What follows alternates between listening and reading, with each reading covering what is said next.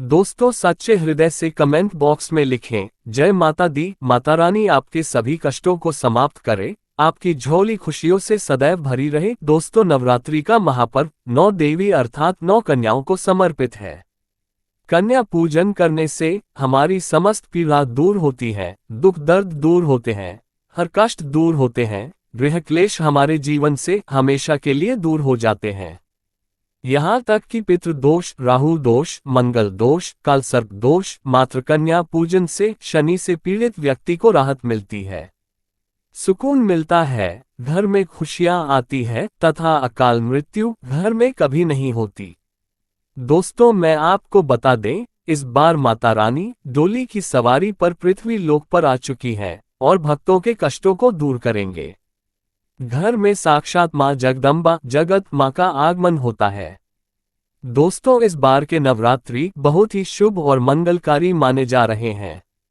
इस बार शारदीय नवरात्रि 3 अक्टूबर दिन गुरुवार को शुरू होकर और इसका समापन 12 अक्टूबर दिन बुधवार को होगा। ऐसे में 12 अक्टूबर दिन गुरुवार को ही दुर्गा विसर्जन होगा। जो लोग माता रानी की स्थापना करते हैं, मूर्ति स्थापना करते हैं, वह लोग 12 अक्टूबर दिन विजयादशमी को विसर्जन करेंगे। दोस्तों, नवरात्रि की अष्टमी और नवमी तिथि पर कन्या पूजन का विधान है। इस बार महाअष्टमी तिथि 11 अक्टूबर 2024 यानी कि इस दिन शुक्रवार को है और महानवमी तिथि भी 11 अक्टूबर 2024 दिन शुक्रवार को है। ऐसे में आप अष्टमी और नवमी को इन दोनों तिथियों में कन्या पूजन अवश्य ही करें। कन्याओं को भोजन अवश्य खिलाएं। शास्त्रों में 9 दिनों के नवरात्रि को बहुत ही शुभ और मंगलकारी माना जाता है और वही 8 दिनों के नवरात्रि को अच्छा नहीं माना जाता। ऐसे में 10 दिनों के नवरात्रि बहुत ही शुभ माने गए हैं। शास्त्रों के अनुसार नवरात्रि के दिनों में माता रानी का पूजन करने से, कन्या पूजन करने से मां अभय वरदान प्रदान करती है। कुंडली में जो कष्ट होते हैं उन्हें ठीक कर देती है।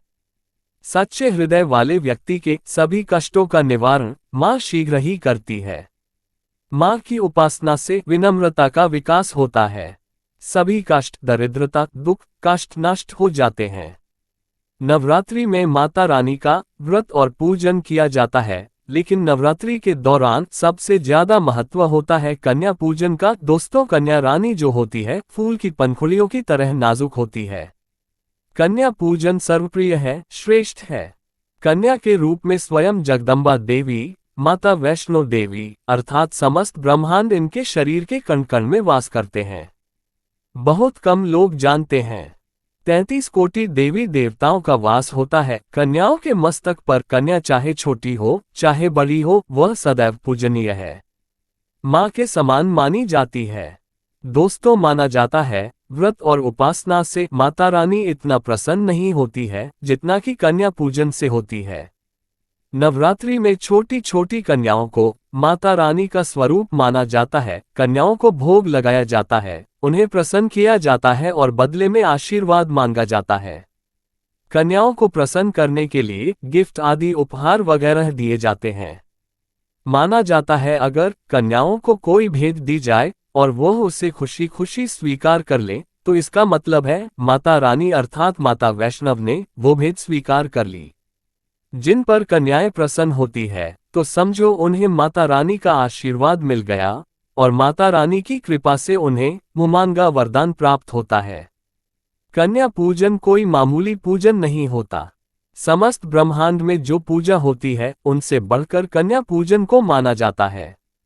10 बार गंगा स्नान करने से और 100 बार यज्ञ करने से तथा 1000 बार तीर्थ यात्रा करने से जो पुण्य मिलता है, वह मात्र एक बार कन्या पूजन करने से करोड़ों गुना भक्त को मिल जाता है, प्राप्त हो जाता है। दोस्तों, इसीलिए कहा जाता है कि कन्याओं को सताना नहीं चाहिए, जिससे समस्त ब्रह्मांड हिल जाता है। कन्याओं की जितनी सेवा की जाए कम ही होती है। कन्या ये कोई मामूली नहीं होती।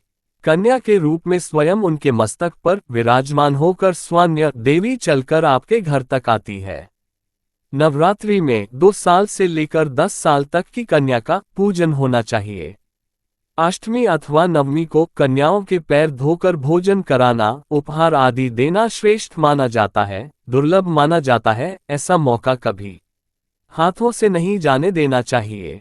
इस दिन जितना ज्यादा हो सके कन्याओं को हाथ पकड़कर, पैर पकड़कर अपने घर तक लेकर आए। दोस्तों, वीडियो में आगे बढ़ने से पहले आप अपनी राशि भी कमेंट बॉक्स में जरूर डाल दीजिएगा। यदि हमारे पास कोई उपाय होगा तो वह आकर हम आपके कमेंट के रिप्लाई में बता देंगे।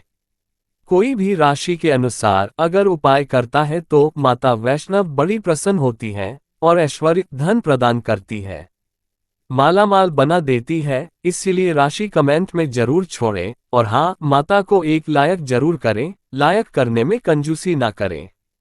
दोस्तों, कैसे करें कन्या का स्वागत? कन्या जब आपके घर आए तब सभी के पैरों को दूध और पानी से उनके पैरों को धुलाना चाहिए। खासकर मर्दों को कन्याओं के पैर अवश्य धोने होने चाहिए, इससे मां वैष्णो प्रसन्न होती है। दोस्तों, फिर उसके बाद कन्याओं को किसी साफ जगह पर, जमीन पर कपड़ा बिछाकर बैठाना चाहिए। उनके माथे पर अक्षत, फूल और कुमकुम लगाना चाहिए। फिर उसके बाद भोजन ग्रहण करवाना चाहिए। लेकिन हमेशा याद रहे, कन्याओं की थाली में 3 पूरियां कभी ना रखें। इसे शुभ नहीं, घोर अशुभ माना जाता है। 3 पूरियां तथा 3 रोटियां मरने वाले व्यक्ति के लिए निकाली जाती है और जेल में कैदियों के लिए दी जाती है। ऐसे में कन्याओं को उनकी थाली में 3 पूरी कभी ना दे, लेकिन 1-2 करके पूरियां दे सकते हैं। इससे 3 संख्या बढ़ जाती है और दोष भी नहीं लगता। दोस्तों, कन्याओं को खाना खिलाने के बाद अंतिम में कन्याओं के सर पर लाल चुनरी उड़ाना चाहिए और भोजन में आपको खीर, पूरी, हलवा, चना तथा आलू की सब्जी, छोले वगैरह की सब्जी खिलानी चाहिए। पनीर आदि भी खिलाया जा सकता है। वैसे माता रानी का प्रिय भोजन खीर, हलवा, पूरी और छोले आदि ही है, लेकिन भूल से भी लहसुन और प्याज का इस्तेमाल कभी ना करें, अन्यथा अनर्थ हो जाएगा। अक्सर कई लोग कन्याओं को कुरकुरे का पैकेट, चिप्स वगैरह का पैकेट दे देते हैं, जो कि घोर अनर्थ माना जाता है, क्योंकि इसमें लहसुन, प्याज का इस्तेमाल होता है, जिसके कारण आपका व्रत खंडित हो सकता है। मां दुर्गा क्रोधित हो सकती है। जहां आपने 9 दिनों तक लहसुन प्याज का परहेज किया, लेकिन आपकी एक गलती पूरे व्रत को खंडित कर सकती है। इतना भी नादान नहीं बनना चाहिए कि माता रानी रुष्ट हो जाए और कन्याओं को भी अशुद्ध होना पड़े। कन्याओं को डब्बाबंद कोई भी ऐसी चीज ना खिलाएं जिसमें लहसुन, प्याज होता है। कई चीज तो ऐसी होती है मार्केट में जिसके अंदर लहसुन, प्याज का इस्तेमाल होता है। ऐसा आप कभी मत करना। दोस्तों, कई लोग कन्या पूजन में खाना घर पर नहीं बनाते और मार्केट से रेडीमेड लाकर ही खिलाते हैं तथा दही जलेबी खिलाते हैं, जो कि शुभ नहीं माना जाता। दोस्तों, ऐसा खाना वो लोग खिलाते हैं जिनके घर में मान लीजिए कोई दुर्घटना आदि हो गई है, या घर में कोई बीमार है या कोई मुसीबत है, तब वो ऐसा करते हैं। लेकिन अगर आप स्वस्थ हैं, आपको कोई पीड़ा नहीं है, तो ऐसा भूलकर भी नहीं करना चाहिए। माता रानी दही जलेबी नहीं, आपके हाथों का बना भोजन खाना चाहती है, आपका प्यार चाहती है। फिर चाहे आप घर में एक ही पूरी क्यों ना बनाएं माता के लिए, पर आप स्वयं ही अपने हाथों से माता रानी को भोजन खिलाएं। देखिए, भले ही आप दही जलेबी खिला सकते हैं, परंतु माता को घर का बना हुआ शुद्ध भोजन ही अति प्रिय है। खासकर नवरात्रों के दौरान घर में पक्का खाना अवश्य बनाना चाहिए। माता रानी बहुत प्रसन्न होती है।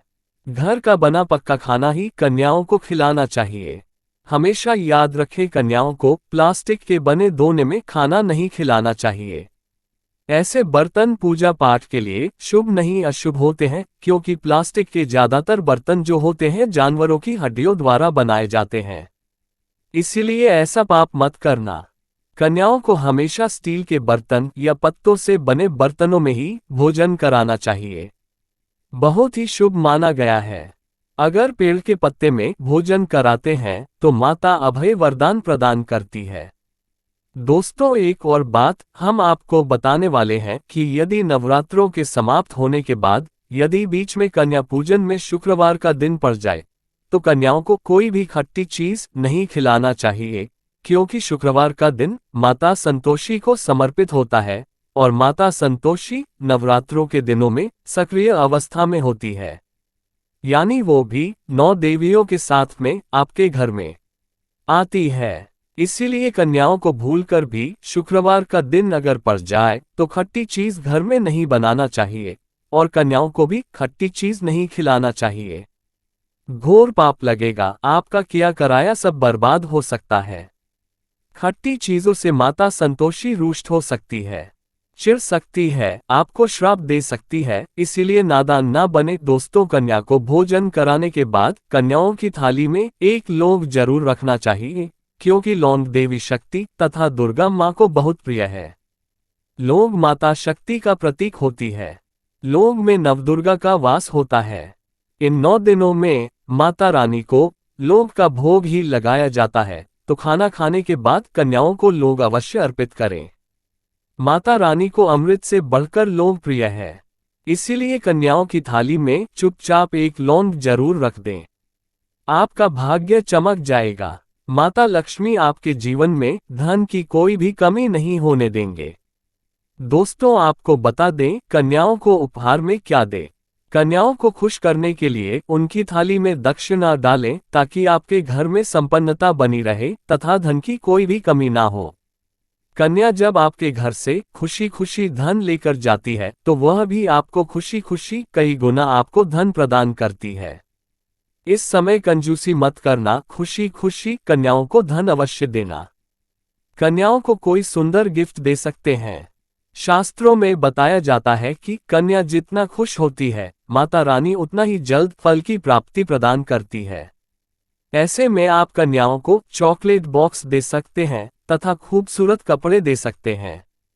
याद रहे, काले कपड़े ना दे और स्टील के बर्तन भी गिफ्ट के तौर पर दे सकते हैं।